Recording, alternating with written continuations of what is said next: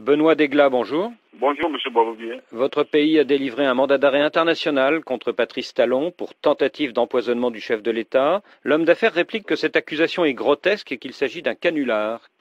Je voudrais bien aborder le point 1 à 1 et je finirai par ce dernier point que vous avez évoqué, si vous le permettez. Et quel est le premier point que vous voulez évoquer? Le premier point, c'est le prétendu soutien à la révision de la Constitution que le chef d'État lui aurait demandé. Oui, Patrice Talon affirme que le chef de l'État lui aurait demandé de l'aider à trouver une majorité qualifiée à la Chambre pour faire réviser la Constitution et pouvoir se représenter en 2016. Qu'en est-il?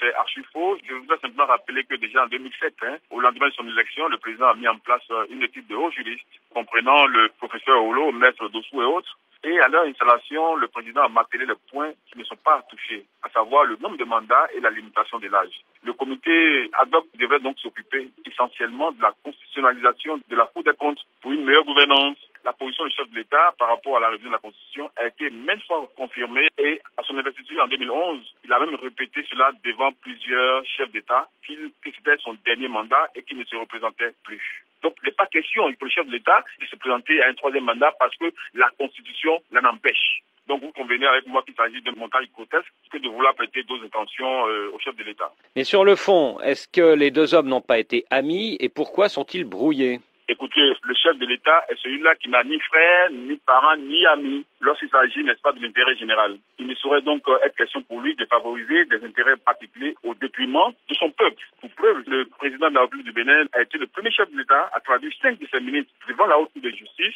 M. Patrice Talon, il avait à gérer le coton avec des résultats qui ne sont pas à la hauteur de l'attente de la population. Alors, avec une subvention de plus de 11 millions d'euros, vous comprenez que nous ne pouvons pas continuer à laisser le coton dans les mains d'une seule personne. Le PVI, c'est la même chose. L'opérateur a fait faux, usage de faux. Alors, le PVI, c'est le programme de vérification des importations au port de Cotonou. Oui, il y a faux, usage de faux, et le gouvernement a pris ses responsabilités en suspendant ce contrat. Donc, les reproches à l'égard de Patrice Talon ne datent pas d'aujourd'hui. Il dit qu'il n'est pas surpris par cette nouvelle attaque contre sa personne, mais qu'en revanche, il est surpris par son caractère grotesque.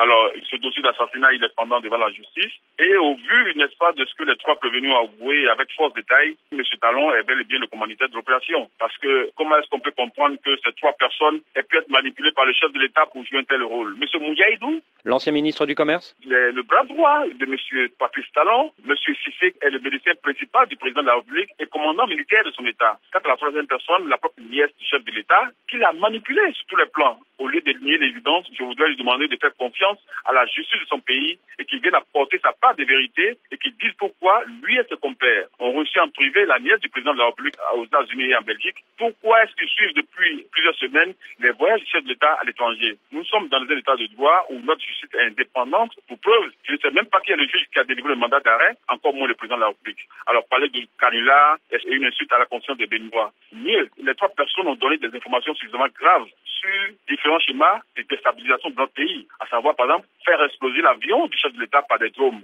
ou alors procéder au recrutement de commandos dans les pays de la sous-région pour déstabiliser notre pays. Ça, c'est pas nous qui l'avons dit. Ce sont les trois personnes qui ont révélé ces informations devant la justice. Alors qui vient s'expliquer? Le 17 octobre, lors d'un voyage du président à Bruxelles, Patrice Talon ne dément pas avoir rencontré la nièce et le médecin personnel du chef de l'État, mais il dit qu'il a rencontré aussi beaucoup d'autres membres de l'entourage du président et que toutes ces rencontres ont porté sur une éventuelle réconciliation entre les deux hommes. C'est totalement archi faux. Il a rencontré en tout et pour tout que la seule nièce du chef de l'État. C'est à cette occasion qu'ils ont finalisé le programme. Et 3 jours après, c'est-à-dire le 19, M. Mouyaïdou est arrivé par vol Air France, et cela peut se vérifier sur la liste des passagers. Il est arrivé avec des produits.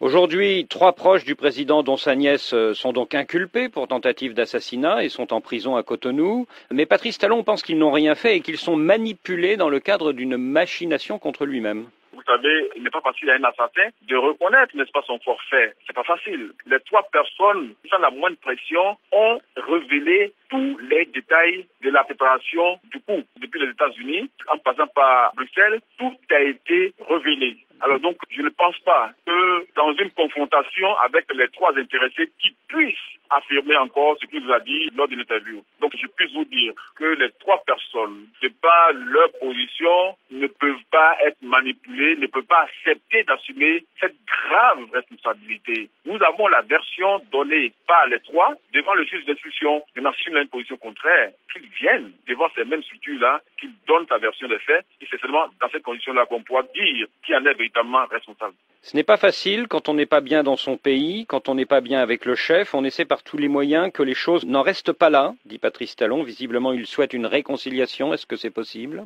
Oui, mais pourquoi pas? Nous sommes un pays de paix où on s'est pardonné, où on s'est accepté, mais encore qu'il faudrait que dès l'instant où il y a un mandat d'arrêt pour une faute qu'il vient imputer, qu'il vienne s'expliquer et que la justice tranche s'il n'est pas impliqué comme il le prétend, mais la justice le dira. Et puis bon, voilà, nous allons nous réconcilier. Monsieur le ministre, merci.